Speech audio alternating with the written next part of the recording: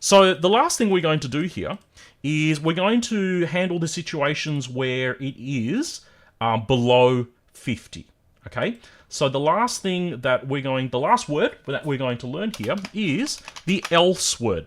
Okay, so we have if, we have elif, and we have else. Okay, so the else keyword means that if everything above it was false, then it will do this. Okay, so if it was not greater than or equal to 80, and it was also not greater than or equal to 70, and it was not greater than or equal to 60, and not greater than or equal to 50, right, then any other situation here, we would land under the else. So once again, else has to follow an elif or an if, and actually, so you can't start off with an else, you need to have an if, but you can have an else without all of the elifs. Okay, so you can do this.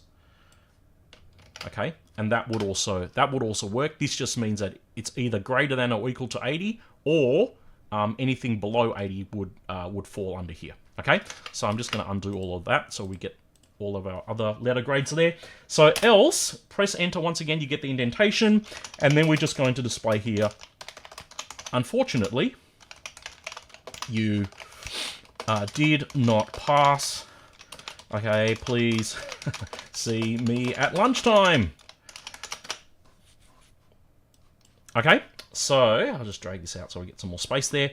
All right, so you can kind of see that will handle the cases where all of these are false. Okay, so if we run this and say 49 out of 100, okay, unfortunately you did not pass, please see me at lunchtime. I'm going to step through this again very quickly to show you one line by line. So 49 out of 50, okay, your percentage was, does the calculation, displays it, does the first check, no. Oh, what did I do? Oh, that's 49 out of 50. That's not what I wanted. I wanted 49 out of 100. Okay, oops, I didn't step it. So we're going to step 49. Let's move this out of the way. 49. Next, 100. Okay, does the percentage, displays it. Okay, is it greater than 80? No. Is it greater than or equal to 70? No. Is it greater than or equal to 60? No. Greater than or equal to 50? No. Else, okay, we will display, unfortunately, you did not pass. Please see me at lunchtime. Okay, so here we have used the variable. We've done our calculation. We've stored into a variable so that we can display it, for one, and then for two, we can actually do all these if condition checks on it in order to do different outcomes. Okay, the very last thing I want to show you at the end here is any lines of code that we put afterwards. Thank you for using my program. Okay, so notice I'm using a print statement here. The print statement is at the same margin as all the other statements, so it's flush on the left side. That means it will always run after this chain of if statements are done. Okay, so thank you for using my program. If we run this now, I'll just step through it again very quickly. Next, let's just, whatever, okay, 5 out of 7. Okay, your percentage was, does the calculations, displays the result, not that one, it is greater than that one, you scored a B. So after here, it will skip all of the other elifs, and else because it has fulfilled the check. Okay, it's found one true result. So once it's done that, it jumps to the next unindented line of code and it will do that. Okay, so thanks for using my program.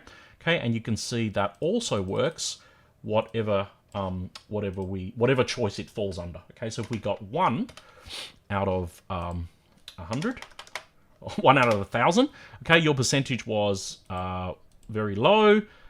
That's false, that's false, that's false, that's false, that's true because it's else, you did not pass, and then it will also go and do that last line of code again because that is flush up against the left-hand side of the margin. So that is going to be the rest of the program that it will continue with. Okay, so that's how we use inputs, okay, converting it to a number, storing into variables so that we can perform calculations on it later, like we do here. We store that into a variable so we can display it and perform calculations or comparisons with it later. Okay, we use the if, elif, else chain. Okay. Oh, the other thing to note is elif and else's are all optional.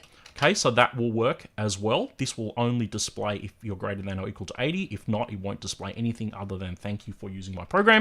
Okay, so anything after the if is optional, but you can string together as many elifs as you want, and you can also end with an else, okay? That's how you do these different ranges, and then also concluding and continuing with the rest of our program by typing in any code that is also unindented. Okay, so that's how we do that as a very quick introduction to Python in a hopefully somewhat useful application for students and yourselves maybe.